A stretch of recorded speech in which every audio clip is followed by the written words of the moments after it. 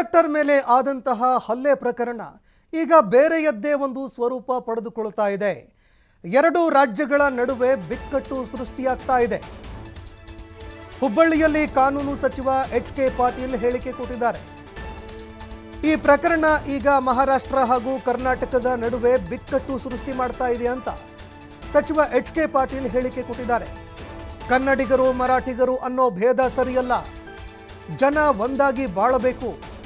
ಅದೇ ರೀತಿಯಾಗಿ ಈ ರೀತಿಯಾಗಿ ಗಲಭೆಗಳಂತಹ ಒಂದು ಪರಿಸ್ಥಿತಿ ಸರಿ ಹೋಗಬೇಕು. ಇದೆಲ್ಲವೂ ಕೂಡ ಒಳ್ಳೆಯ ಬೆಳವಣಿಗೆ ಅಲ್ಲ ಅಂತ ಎಚ್.ಕೆ. ಪಾಟೀಲ್ ಅವರು ಹೇಳಿಕೆ ಕೊಟ್ಟಿದ್ದಾರೆ. ಇನ್ನು ಕಂಡಕ್ಟರ್ ಮೇಲೆ ದಾಖಲಾಗಿರುವಂತಹ ಪೋಕ್ಸೋ ಕೇಸ್ಗೆ ಸಂಬಂಧಪಟ್ಟಂತೆ ಗೊಂದಲವನ್ನು ಸರಿಪಡಿಸುವಂತಹ ಪ್ರಯತ್ನ ಮಾಡ್ತೀವಿ ಅಂತ ಸಚಿವರು ಹೇಳಿಕೆ ಕೊಟ್ಟಿದ್ದಾರೆ.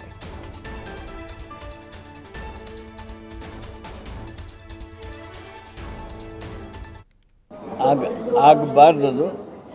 ಆದರೆ ಯಾರು ತಪ್ಪು ಮಾಡ್ತಾರೆ ಅವ್ರಿಗೆ ಕಾನೂನು ಕ್ರಮ ಆಗಲೇಬೇಕಂತ ವಿಶ್ವಶಾಂತಿಯ ಮಾತಾಡೋದಕ್ಕೆ ಕೂಡಿದ್ದೇವೆ ನಾವೆಲ್ಲ. ಸಿದ್ಧಾರೂಢರ ನೆರಳಿನಲ್ಲಿರ್ತಕ್ಕಂಥ ನಾವು ಈ ರೀತಿಯ ಕುಚೋದ್ಯತನದ ಕ್ರಮಗಳೇನದಾವಲ್ಲ, ಇದು ಯಾರಿಗೂ ಒಳ್ಳೆಯದಲ್ಲ. ಕನ್ನಡಿಗರು ಮರಾಠಿಗರು ಸಾಕಷ್ಟು ಸಮಾಧಾನದಿಂದ ನೆಮ್ಮದಿಯಿಂದ ಇದ್ದಾರಲ್ಲ, ಯಾಕೆ ಈ ಅನವಶ್ಯಕ ಘಟನೆಗಳನ್ನು ಮರುಕಳಿಸುವ ಹಾಗೆ ಮಾಡ್ತಾ ಇದ್ದೀರಿ? ಜನ ಭ್ರಾತೃತ್ವ ಭಾವನೆಯಿಂದ ಇದ್ದಾರೆ.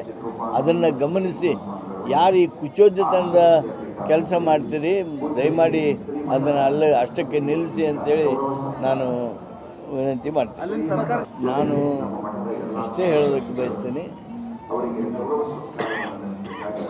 ಬೆಳಗಾವಿ ಅಂತಲ್ಲಿ ಜನ ನೆಮ್ಮದಿಯಾಗಿ ಇರುವಾಗ ಇಂಥ ಘಟನೆಗಳೇನಾದರೂ ಆಗಿ ವಾತಾವರಣ ಕೆಡಿಸುವಂಥವಿದ್ದರೆ ಅದನ್ನು ಸರಿಪಡಿಸೋದಕ್ಕೆ ಸರ್ಕಾರವಾಗಿ ಏನು ಮಾಡಬೇಕು ಮಾಡ್ತೀವಿ.